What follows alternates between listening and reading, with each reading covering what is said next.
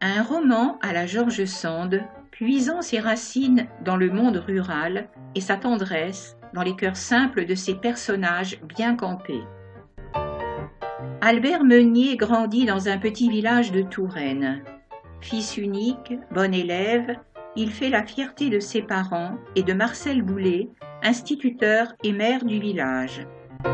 Lorsque la Première Guerre mondiale éclate, Albert reste seul avec sa mère Victorine et Marcel veille à ce que la famille ne manque de rien. Albert vient en effet de rentrer au collège et ce serait dommage qu'il ne puisse pas poursuivre ses études. Mais lorsque tous apprennent qu'Hector Meunier a été fusillé pour l'exemple avec 5 autres poilus, aucun d'entre eux ne veut y croire. Hector, un lâche, ce n'est pas possible, pas lui. Hélas, les gens du village ne sont pas du même avis. Ils rejettent rapidement Albert et sa mère.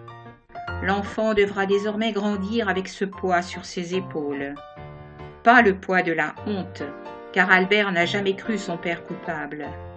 Le poids du regard des autres qui jugent sans savoir. La vérité ne sera rétablie que des années plus tard, lorsque son père sera réhabilité.